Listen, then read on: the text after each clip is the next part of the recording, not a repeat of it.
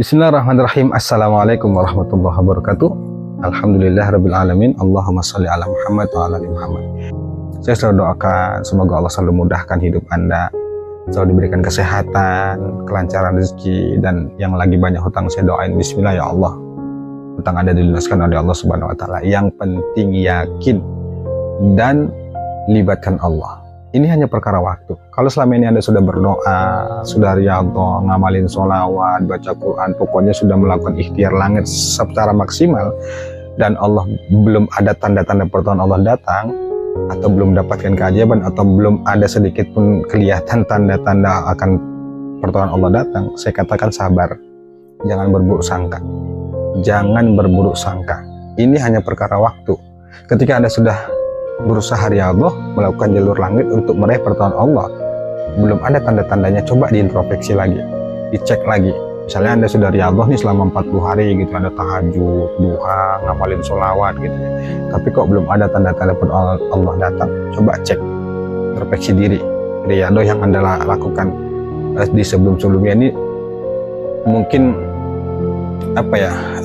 masih ada keraguan, atau pikiran Anda masih terlalu menuntut itu begini ya. Ada orang yang berdoa itu dia nggak sadar bahwa sebenarnya doa itu kan meminta, bukan memaksa. Dia berdoa nih sama Allah, meminta sama Allah, tapi dia selalu berharap, ya Allah gimana nih ya Allah, pertanyaannya itu banyak gitu ya, selalu menunggu keajaiban, selalu menunggu.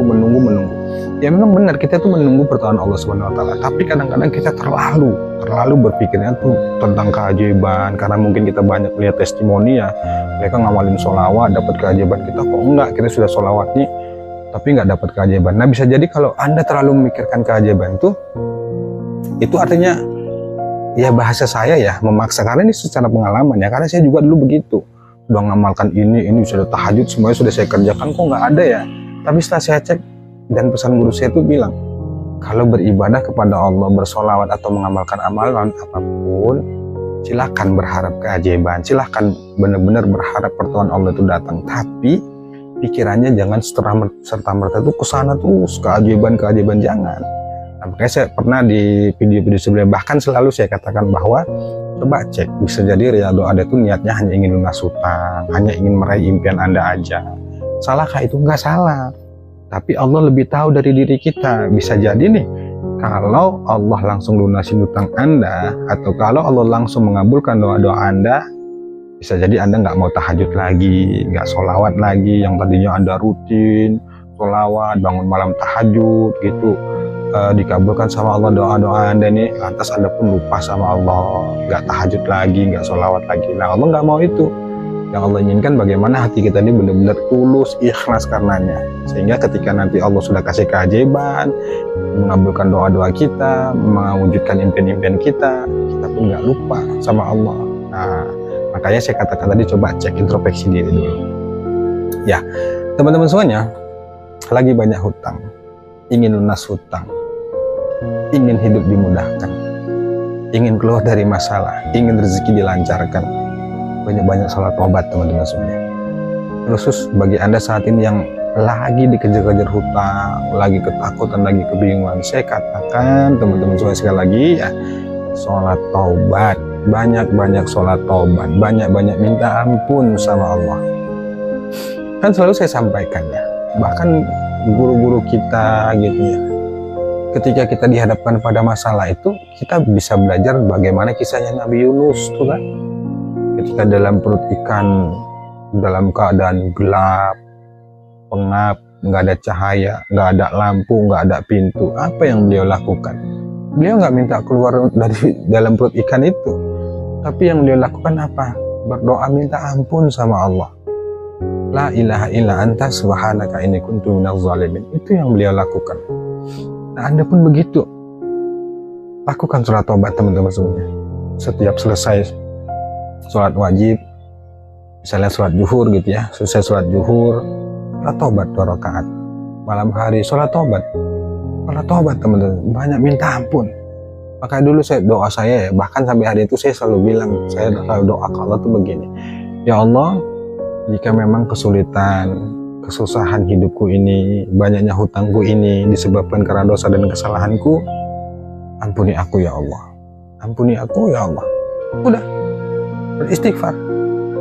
Terkait masalah amalan, teman-teman semuanya, ini kan banyak berseliweran ya di YouTube, di TikTok, tentang amalan-amalan nasutan guru-guru kita, para habib, para kiai itu memberikan ijazah amalan begitu gamblangnya sehingga kita bisa mengamalkannya. Bahkan guru-guru kita tuh langsung gitu ya, saya ijazahkan ilmu ini, baca zikir ini, baca sholawat ini, baca begini, waktunya di jam segini, setelah amalkan di waktu ini. Itu sangat gamblang teman-teman. Itu banyak berseliweran di YouTube, sehingga kadang-kadang kalau kita buka pelajaran itu kita bingung mana amalan yang harus kita kerjakan, mana amalan yang bisa menjadi wasilah untuk membuat apa ya, datangnya pertolongan Allah atas masalah kita, sehingga kadang bingung. Ini yang bertanya ke saya itu banyak, Pak. Akhirnya saya bingung saking banyaknya amalan, saya nggak tahu amalan mana yang cocok buat saya. Itu banyak deh yang bertanya ke saya itu begitu. Nah teman-teman semuanya, berkali-kali saya sampaikan di setiap video saya itu bahwa terkait masalah amalan, yang penting Anda nyaman. Yang penting Anda nyaman teman-teman semuanya. Kalau Anda melihat testimoni di YouTube, mereka ngamalkan sholawat, munjiat 500 kali misalnya, dapat pertolongan Allah. Anda mau mengamalkan itu ya silakan. Yang penting Anda nyaman. Yang penting Anda nyaman. Kadang-kadang itu begini ya ini saya, pandangan saya dan pengalaman saya. Dan saya pernah bilang ya bahwa saya terkait masalah amalan ini kan benar-benar overdosis dulu saya. Semuanya saya amalkan. Belajar ke guru ini dikasih ijazah amalan, misalnya sholawat Nur Izzat, sholawat munjiat, ngamalin Fatihah, ngamalin surah Al-Ikhlas, ngamalin ayat kursi, ngamalin Al-Waqi'ah, ngamalin Yasin, zikir Asmaul Husna, ya itu banyak deh pokoknya amalan itu diijazahkan oleh guru-guru saya. Sehingga saat itu saya kelelahan saking banyaknya amalan itu. Yang saya dapatkan tuh ya tenang itu tetap ada, tapi saya capek sendiri karena saya terlalu memaksakan diri untuk mengamalkan itu yang sebenarnya saya sendiri itu terbebani dengan amalan itu. Saking memburu, ingin dapat keajaiban, ingin dapat pertolongan Allah. Akhirnya ada satu guru yang mengajarkan ke saya itu begini, amalkan yang nyaman. Intinya begitu, beliau bilang begitu ke saya. Bukan berarti menyepelekan amalan-amalan yang kita nggak sanggup mengamalkan yang enggak. Mana amalan yang kamu nyaman ngamalin, amalkan itu dan konsisten, istiqomah. Sholawatnya kan banyak versinya ya, sholawat munjiat, sholawat jibril, sholawat ibrahimiyah, banyak deh. Nah dari semua sholawat itu, kalau ada ingin riyadhus sholawat ya ambil sholawat yang Anda nyaman mengamalkannya. Anda ketika mengamalkan itu bersholawat itu, misalnya sholawat jibril sallallahu alaihi Muhammad sallallahu alaihi Muhammad, Anda nyaman ya itu amalkan aja. Amalkan teman-teman semua. Anda jangan terlalu terbebani dengan masalah amalan. Jangan terlalu gonta-ganti amalan. Akhirnya Anda terlalu sibuk memikirkan amalan, Anda capek sendiri. Hajat-hajat Anda nggak terkabul, hidup Anda kok makin susah, hutang Anda makin banyak. Nah dalam hal amalan ini yang penting nyaman dan istiqomah Anda mengamalkan itu. Kalau Anda ingin menjadikan sholawat jibril sebagai wasilah untuk meraih pertolongan Allah, udah amalin sholawat Anda terus satu harian suntuk tuh boleh. Kapan waktunya bebas, lagi bekerja Anda, lagi lagi jualan, lagi di pasar, lagi berkendara, lagi naik motor, lagi naik mobil, Anda bersolawat terus. Selesai sholat, baca sholawat sallallahu alaihi Muhammad sallallahu.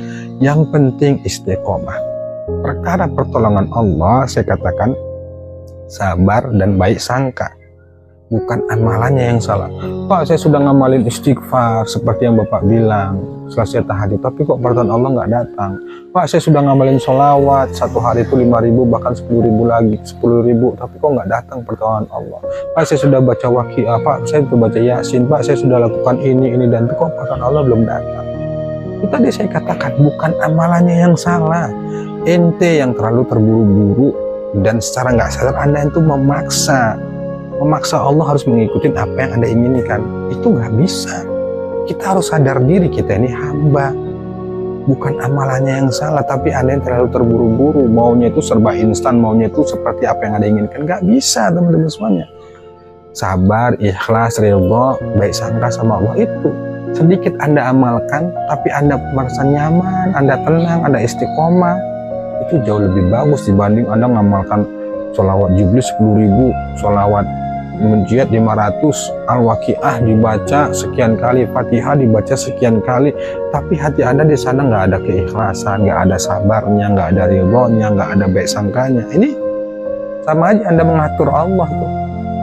Nah makanya sekali saya katakan, yang penting nyaman teman-teman. Saya Anda istiqomah lah dalam amalan yang sudah benar-benar nyaman Anda amalkan, istiqomah. Percayakan semuanya pada Allah dan ingat baik-baik teman-teman sekalian, bahwa Allah itu maha menepati janji, Allah itu maha menolong. Jadi nggak mungkin Allah nggak menolong. Yang penting kita baik sangka dan sabar, istiqomah aja, amalkan aja. Cara Allah nanti menolong seperti apa itu terserah Allah. Yang penting tugas kita sebagai hamba itu berdoa, berikhtiar, berbaik sangka sama Allah. Selebihnya la haula wala quwata illa billah. Tapi ingat, ketika kita benar-benar sungguh-sungguh datang ke Allah, Allah nggak akan pernah menyia-nyiakan perjuangan kita. Allah nggak akan pernah menyia-nyiakan permintaan kita di saat kita di akhir malam setelah tahajud itu berdoa sama Allah, kita mengangkat tangan berdoa, ya Allah, ya Rabb. Itu Allah nggak mungkin nggak memberikan pertolongan. Pasti akan ada pertolongan yang Allah hadirkan. Pasti ada ketenangan yang Allah berikan ke dalam pikiran dan batin. Yang penting sabar, istiqomah. Itu teman-teman semua. Allah alam bisawab. Assalamualaikum warahmatullahi wabarakatuh.